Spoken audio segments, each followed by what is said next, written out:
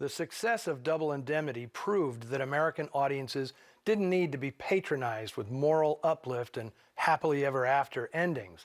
They could take the 100-proof stuff and not choke on it. Billy Wilder proved that human beings giving in to their worst impulses can be very entertaining, provided the tawdry tale is brilliantly told. Oh yeah, the Oscar for Best Picture that year went to Going My Way. The industry has always hedged its bets. Even more ridiculous is that Edward G. Robinson, who gives one of the greatest supporting performances ever, was not one of this picture's 7 Oscar nominations. I think Papa has it all figured out. Figured out and wrapped up in tissue paper with pink ribbons on it. Double Indemnity didn't win a single award, by the way.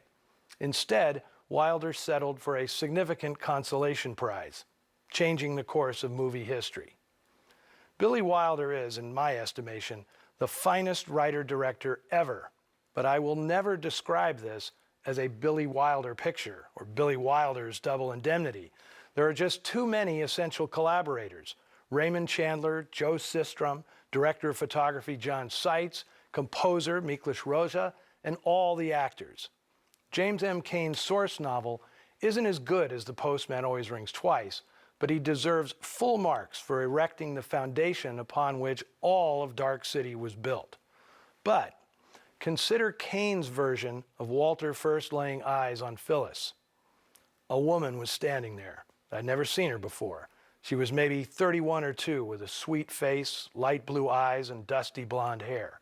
She was small and had on a suit of blue house pajamas. She had a washed-out look. There's no wrought iron staircase, no terry cloth towel, no anklet. Cain's strategy was to make his murderers utterly ordinary. That wasn't going to wash in Hollywood, especially not in the hands of a director determined to be on par with Hitchcock and Lubitsch. Reworked by Wilder and Chandler, Walter and Phyllis shimmer with fatal allure from the moment they appear on screen. Everything you love about Double Indemnity is in this script, a masterful example of the screenwriter's art, at least up till sequence D, an alternate ending never shot in which Walter Neff actually professes his love for Barton Keyes.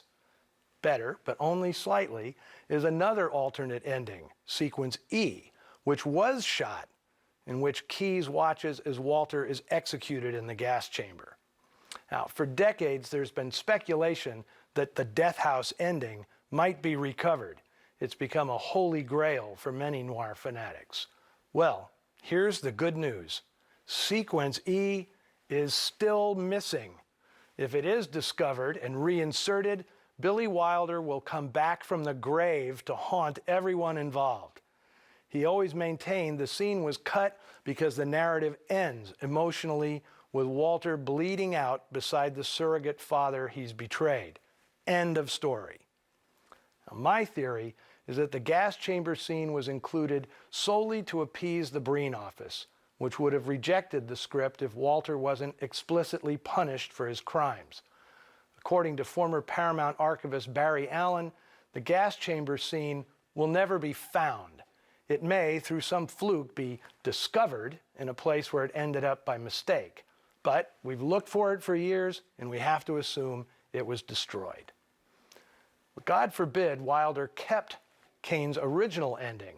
Walter and Phyllis escape justice, but on a steamship headed to Mexico, they throw themselves overboard in a suicide pact to be devoured by a marauding shark. For the record, Cain loved the changes made by Wilder and Chandler, especially the dictaphone setting up the flashbacks and the stronger bond between Neff and Keyes. Cain conceded the film was better than his book. Over the years, the only consistent complaint I've heard about this picture, and it comes from many self-professed noiraholics, involves Barbara Stanwyck's wig. It's cheap, obvious, and poorly styled. Well, yeah, it's Phyllis personified. Now, don't believe the tale that Wilder regretted the wig halfway through filming but couldn't start over. He knew what he was doing. The falseness of the hair and Walter's willingness to look right past it explains both characters perfectly. More annoying are guys who knock Stanwyck's lack of sex appeal. Generally, these arrested adolescents say stupid things like, I want to like this film, but I can't believe a guy would kill for that chick. She's not even a little bit hot. Well, this isn't even worthy of comment, since Stanwyck could, of course, break these boys like matchsticks, but it does point up a common misconception that Double Indemnity is about a femme fatale sexually coercing a man into committing murder. Let's get it straight.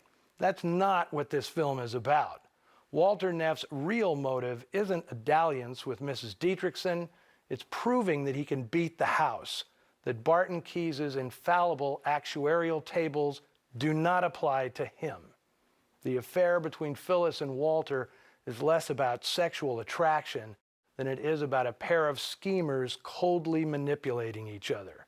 The real love story and the genuine heartbreak is between Neff and Keyes. All right, that's it for Double Indemnity. Keep up with us on the Noir Alley Facebook page and Twitter feed, and come back next week when we start a fresh calendar year by taking a vacation to Mexico with Robert Mitchum and Jane Russell and His Kind of Woman, with Vincent Price aboard for good measure. Now, I've been invited to ring in the new year at Ben Mankiewicz's bungalow, along with my fellow TCM hosts Alicia Malone and Dave Karger.